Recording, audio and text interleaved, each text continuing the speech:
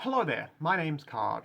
I'm a long-time progressive community organiser and activist, and today I just want to briefly talk about a reactionary dog whistle that's been around for a few years now, as well as what it really means, who's using it, and why.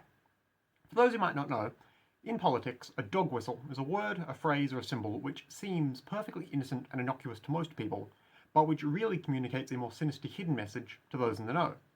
Additionally, there'll also be a playlist of videos of mine linked at the top of the description, which goes into detail about all sorts of reactionary dog whistles and how to spot them.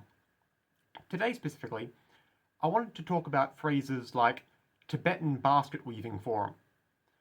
What they are, what they mean, and how they've become a contemporary reactionary meme and signal, particularly in online spaces.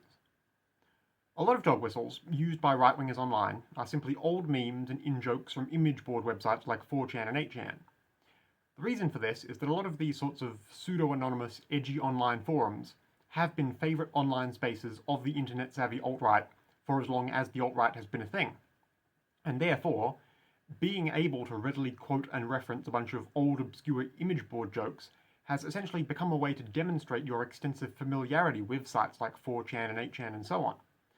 And if you know the meme culture of those sorts of sites, then 99 times out of 100, that can be taken as meaning you're also familiar with, and likely sympathetic to, the far-right political worldview long nurtured there. It's not a big leap, then, that a lot of online reactionaries use knowledge of these old jokes and references as a way to signal their alt-right bona fides to one another anytime they're posting or commenting somewhere else online where they can't be so open about their extreme and really nasty beliefs. If you say something obviously bigoted on a big mainstream website like Twitter or Facebook or Reddit or YouTube, people will notice and you'll suffer the consequences.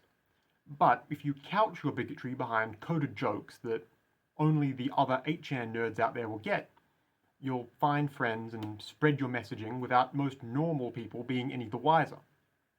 To that end, one of the ways users of image boards like that will signal to one another in a way they'll usually only be able to understand amongst themselves is essentially to refer to those types of image board sites as something else entirely.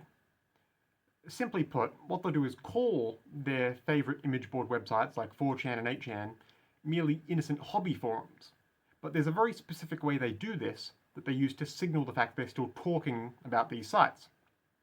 This involves referring to their Chan image board of choice as being based in a far-off, typically exotic country, and being about a very niche and uncommon pastime. Referring to 4chan as a Tibetan basket weaving forum is a classic example of this. It's a way a lot of alt-righters will refer to the sorts of places they congregate online without directly saying it in a way that normal people will notice. Remember, it's an uncommon, far-off place and an obscure hobby that they invoke for this. So you could just as easily see someone refer to 8chan or Stormfront or Kiwi Farms as, say, a Bahamian fly fishing forum, or a Mongolian bicycle repair message board, or a Ghanaian calligraphy page. You get the idea. It follows a pattern that sounds really obtuse and arcane, but once you know what to be looking for, you start noticing it easily enough. So for the sake of keeping yourself and your spaces safe, please just keep it in mind.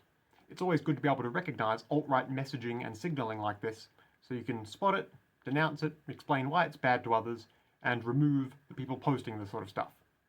That's all I have to say today. I hope it helps. Once again, my name's Card.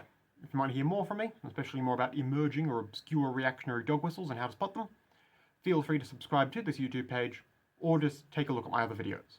Either way, goodbye for now, and stay safe out there.